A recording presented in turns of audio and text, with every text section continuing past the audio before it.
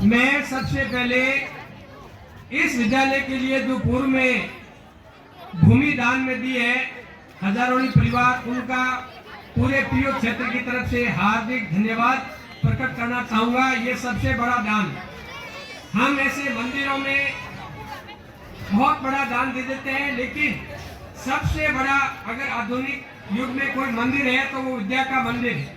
इसलिए विद्या के मंदिर में दिया गया दान वो सर्वोपरि दान की श्रेणी में आता है। कितनी कितनी पीढ़ियां एक विद्यालय से पढ़कर और देश का गौरव बढ़ाती है। तो मैं तहे दिल से आपका हार्दिक अभिनंदन प्रकट करना चाहूंगा। इसके अलावा बहुत ही शॉर्ट नोटिस पर, यानी कि 15 तारीख को सीडीओ कार्यालय से फोन आया कि आपको है ना ये कोई व्यवस्था करनी है और टूर्नामेंट करवाने। मैंने कहा इतना तो जल्दी पॉसिबल नहीं है 18 तारीख करवाना।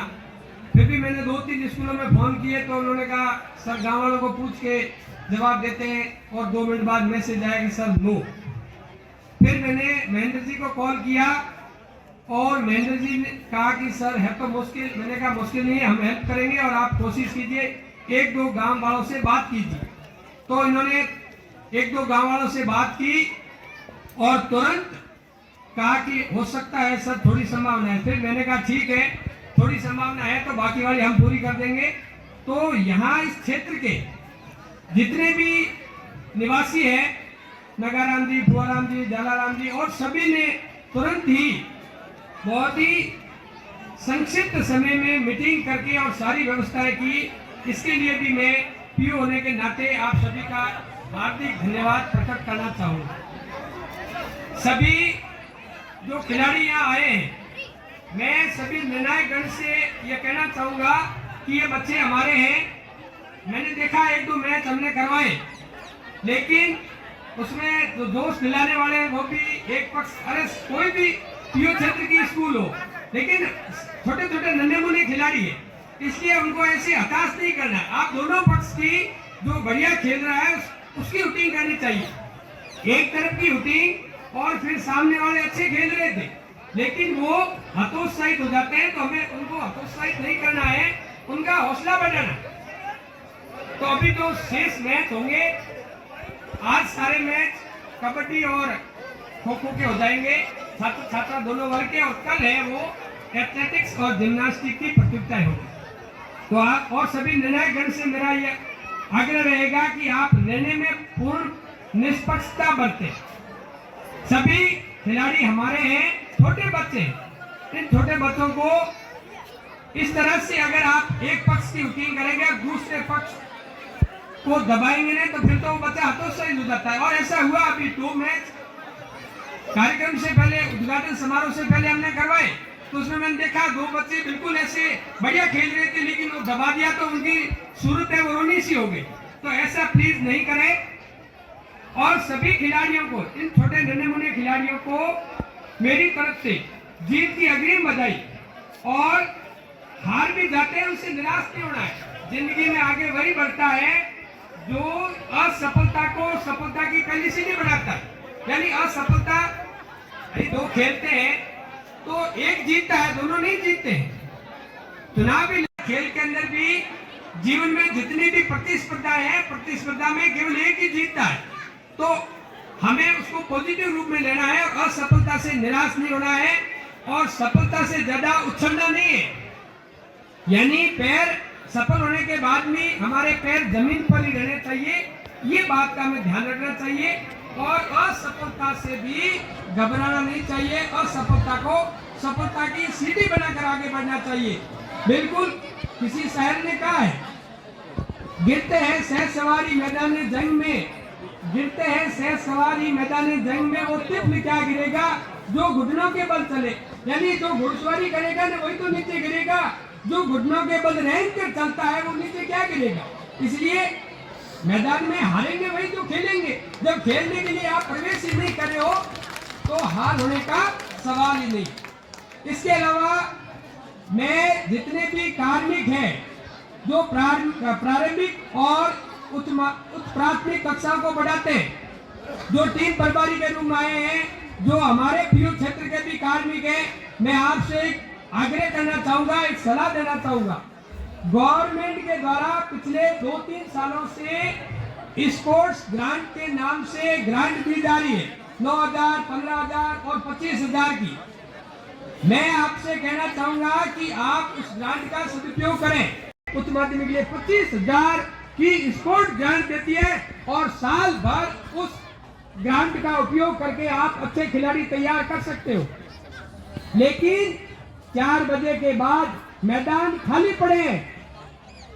अध्यापक जी बाइक पे बैठकर चले गए, स्कूल का गेट बंद हुआ या नहीं हुआ उनसे कोई मतलब नहीं है।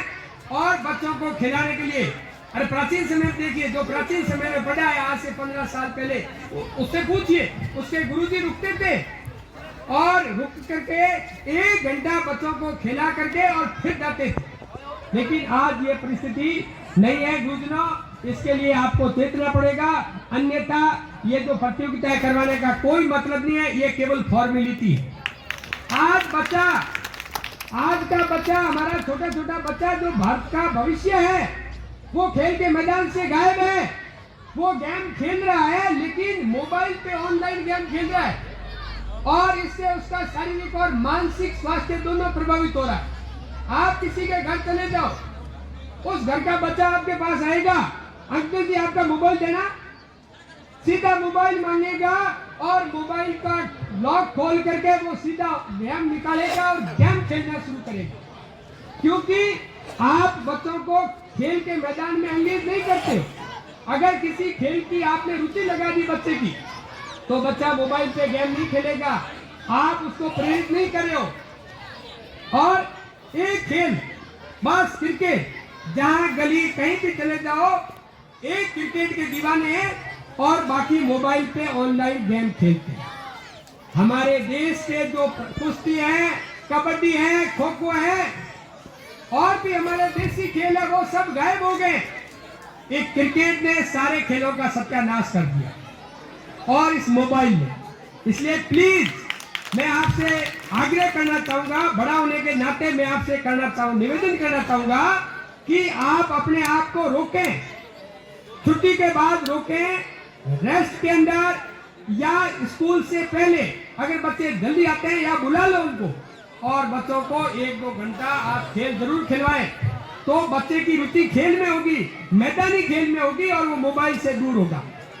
मोबाइल पर पूरे दिन बच्चा देखता है, गेम खेलता है और कई तो ऐसे खतरनाक खेल खेलता है, आप अखबारों में पढ़ते हो, खतरनाक खेलों का आदि होकर बच्चे सुसाइड तक कर रहे, यानी उसके जैसा करने की कोशिश में, या पॉइंट कम बढ़ गया तो वो आत्महत्या कर रहे बच्चे। इस देश के युवा का भविष्य का निर्माण करने की हम सबकी बहुत बड़ी जिम्मेवारी है।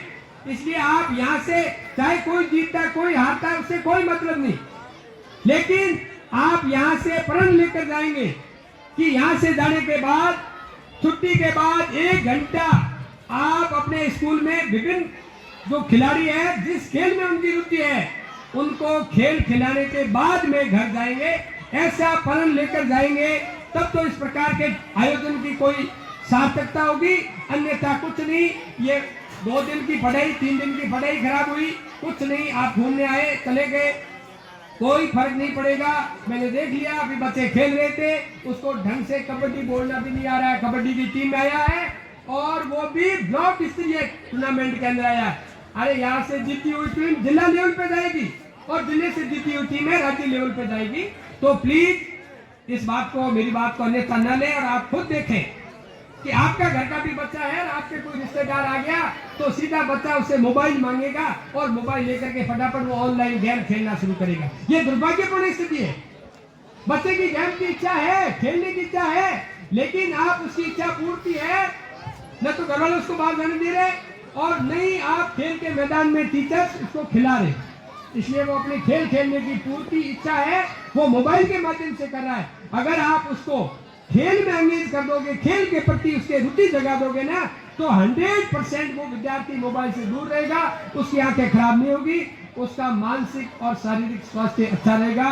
तो प्लीज जितने भी टीम प्रभारी यहाँ है, जितने भी कार्मिक मेरी बात को सुन रहे हैं, जो प्राथमिक, उच्च प्राथमिक या माध्यमिक कक्षाओं को पढ़ाते हैं, प्लीज प्लीज प्लीज वो इस बात की तरफ ध्यान दें और यहाँ से जाने के बाद में ये पढ़ ले लें।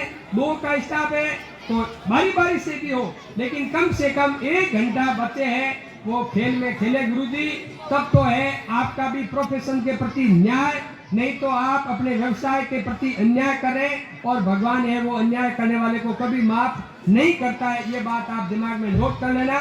इसलिए प्लीज अभी आप खुद देख लोगे, अभी बहुत 2 मैच हुए, अभी मैच होने वाले, और ये जो सम्मानित मंच पे अतिथि बैठे वो भी देख लेंगे कि बच्चों का प्रदर्शन ठीक है गुरुजी।